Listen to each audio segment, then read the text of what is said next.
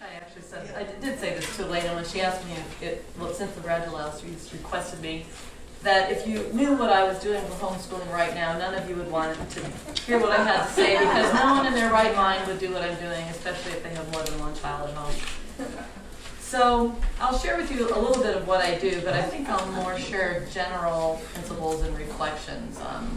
Like Elena said, I have 3 children. My oldest is 24 and graduated in computer science and is working full-time, doing very well in a small business in programming and making like $1 million deal and all this stuff. So academically he's doing great.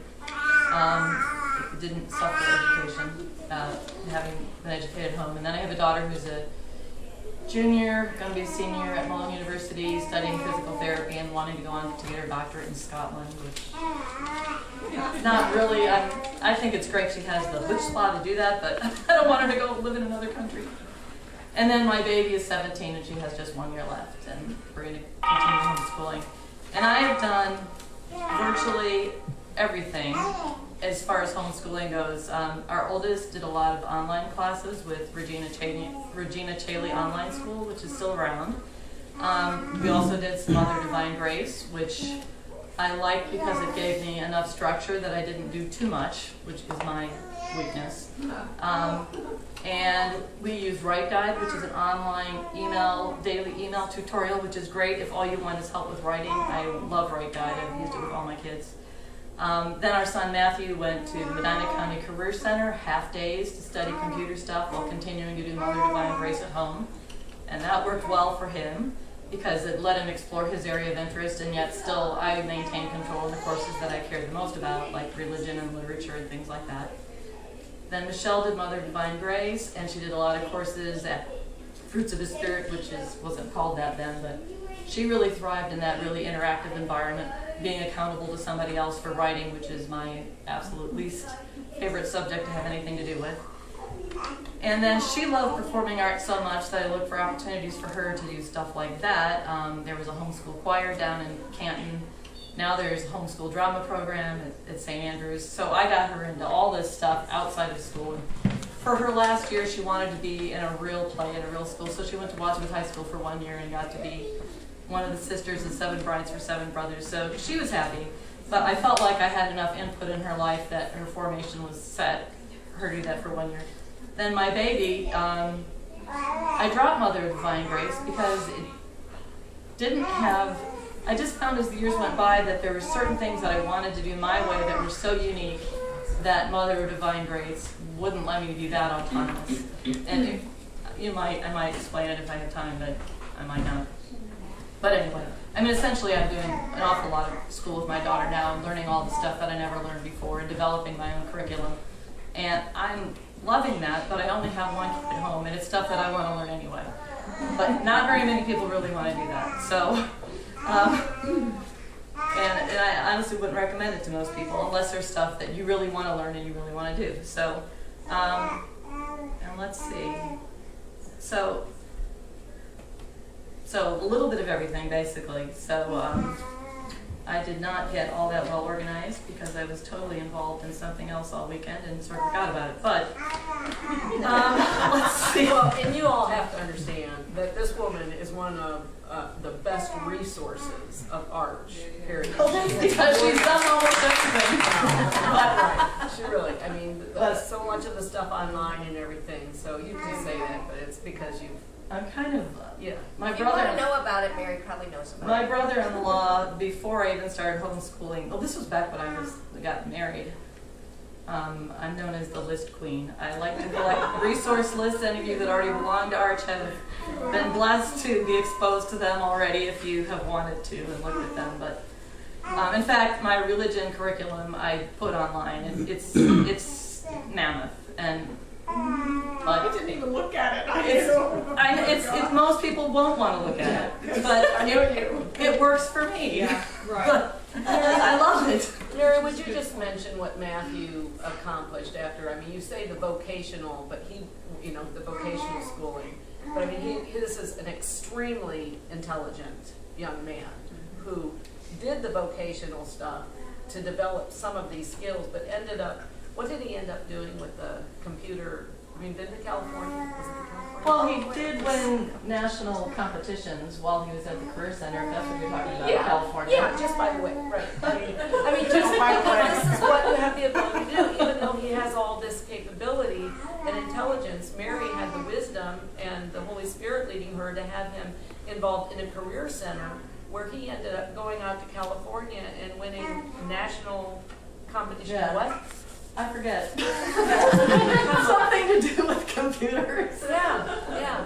And then trophies one in of his the room other, still. then the Giorgio, didn't Tom Giorgio end up going out? I'm sure he went to one of those competitions too. And Thomas did. It says something to those kids and their motivation. It also says a lot for the Medina County Career Center, which is an extraordinary school, which allows you to continue homeschooling and be enrolled there, which is not normally the case in a public school. So we were really grateful for that. Anyway, let's see. I'm going through Elena's questions as well. And I'm on the third question. Why you decided to homeschool through high school? I think the reasons why I homeschooled through high school are really the same reasons that we started homeschooling in the first place, but all in bold letters. Because those same reasons become more significant as they get older. Wanting to have a lot of control over what they're actually learning. Well, when they're learning phonics in a public school, well, nowadays you never know, the content could be problematic. But when they're studying literature in a public high school, then there's a whole lot more potential for the content to be something that conflicts with our faith and values. So I wanted their curriculum to be saturated with our faith and values. And I wanted opportunities for that to just be part of the fabric of our life, to be able to have conversations as things came up. So it was more like their brains are finally at the part where they can really start getting this and understanding it. And then the last thing I want to do is send them to high school, and then they didn't have a chance to develop it at a more adult level. So that would be probably the main thing. How did you decide on curriculum? Well, as you can see, I flitted around a lot, so I had a hard time deciding. Mother Divine Grace was great because when I had more children, all three of them, because it gave me structure and limits, which I really needed, and that was good. And I kind of already explained that. I'm just going to throw in like a couple things that I look for. Like this year I developed a literature course, fantasy literature, and used C.S. Lewis and George MacDonald and J.R. Tolkien, and I love them, and they just embody goodness and beauty and truth, and they're the kind of things that make you cry and move your soul and change your character if you read them, and that's what I want my kids exposed to. And next year, as a matter of fact, there's this gal who recently joined Arch named Maria Johnson, who's doing a course with Tolkien. Maybe some of you saw that. And I'm going to enroll, well, we didn't do as much Tolkien this year as I wanted to, so I'm going to enroll my daughter in that. And it's like, that's what I want my daughter exposed to. And even, I kind of moved away from Mother Divine Grace because, especially this one daughter, could not care less about Herodotus and all these battles in Greece and Rome. That does nothing for her. But reading about hobbits, that does a lot for her. So it's like, she's more of a fantasy kind of girl and a little bit more of a sci-fi thing, and all these battles with all these boys and their dogs, and it's like, she's just not the least interested in that. So, and then as far as religion, I mean, I'm not really talking about an overall curriculum, but for religion, I have developed my own syllabus, and it's like, I mean, I want my children to know what we believe as Catholic Christians, absolutely, but equally important, why we believe it, which in this day and age is absolutely essential. I mean, apologetics, I think, is indisposable to be able to defend our faith, but to go beyond that and to know Him who it's all about, which no religion curriculum actually does that. It's like, how can we bring our children to a point where, I mean, this might not exactly sound Catholic, but I know you all know what I mean. How do we get our children to a point where they really, really do accept Jesus as their Lord? And their life's going to revolve around Him, and their choices are going to be made based on what He would want for them, and not just out of the sense, I mean, the Catholic Church has this reputation of having all these thou shalt not, and just all these strict rules, and people follow them. Oh, well, the church just teaches, so I have to do it. But it's not that at all. It's like understanding that these rules, so to speak, come from the very heart of God, out of His love for us and our children. But you kind of have to know Him to understand that love.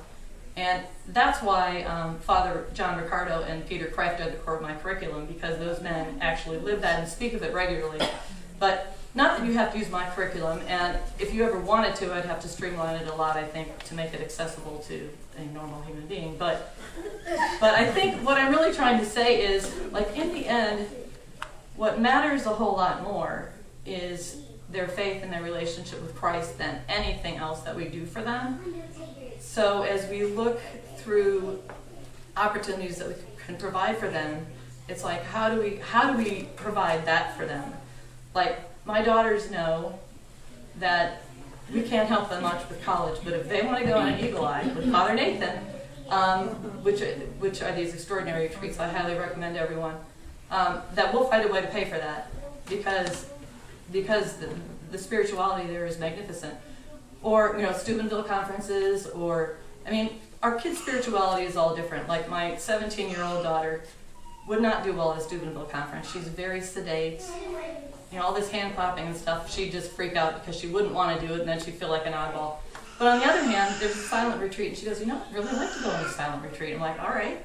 Sarah goes on a silent retreat. So, I mean, for me, it's like, you know, how do we tap who our children are as individuals into opportunities that help them develop their spirituality based on who they are. And that's going to mean different things for all of us, but and I think the more that we can network with each other to share those kind of opportunities and provide them, like we have our own youth group, an Arch, and then, you know, a lot of us have kind of, I think, tagged on to your youth group. A bunch of homeschoolers go to St. Hilary's, don't they, and hang around with Jason Solomon, who's a member of Arch, the youth group director at St. Hilary's.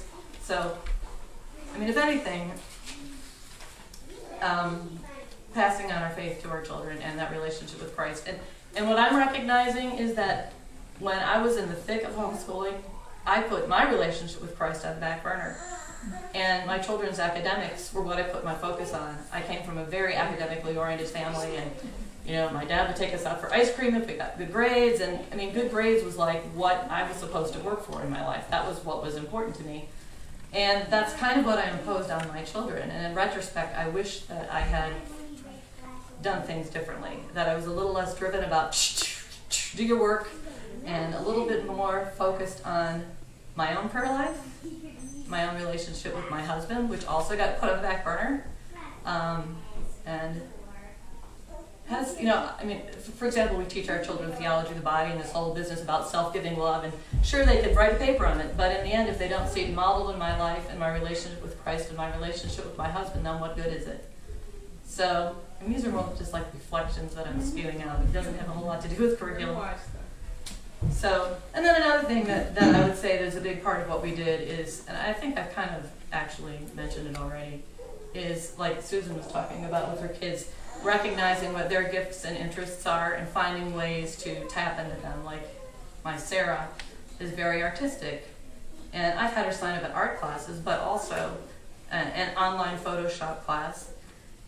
But she's like in a dance program, but when she's in the dance program, she gravitates toward the artistic. And then I make time and space and even money available for her to just fly in those gifts by doing prop design and costumes. And our house is a disaster, and there's like fabric all over the place. And but that ends up enabling her to not only do something that uses her gifts and develop her skills, but enables her to develop relationships by working with people and having people over to work on that, and give her a real sense of contributing to something meaningful. And I think that's true for any of our kids when we give them an opportunity to develop their particular gifts and talents and to use them for a worthy purpose. So let's see, I think I pretty much said what I wanted to say. I suppose one other thing I would say is that it is the priority of friendships. There was a time in Arch when we had just this very active, dynamic group of teenagers that had this, like my daughter was 21, they had parties all the time. They were going to the bowling alley, and when everybody else was going to homecoming, they were going to the bowling alley in prom dresses and crazy stuff like that. But my 17-year-old is a little bit more of a 2 or 3 friends is enough kind of person, but I would say that a real high priority in how I would want, I still do make a priority, is what can you do to foster friendships with the kind of people that you want your kid to be friends with. And, you know, what does that mean in terms of opening up your home and letting it be a mess and forking out the money for pizza and chips and doing what you can. You know, I was really involved in OIG for a time until my daughter was so, she didn't like these groups. So I'm not going to get involved if she's not. And I would encourage those of you who are a little younger, whose kids are getting older, to do what you can to contribute to rebuild that sense of friendship and camaraderie among the teens in our group. I mean, it's still going, but it would be better if there were more kids involved and kind of got the ball rolling again. Elena's gotten things going more with the younger kids a little bit more, and I know that some of you, I don't know if you're still doing that, Mary Jo, but I know, yeah, you've been there forever, but it's been a tremendous blessing to have those friendships there, and I hope and pray that that continues to be there, because it was a real blessing for my older ones when they were younger. I don't know, does anyone have any questions about mine?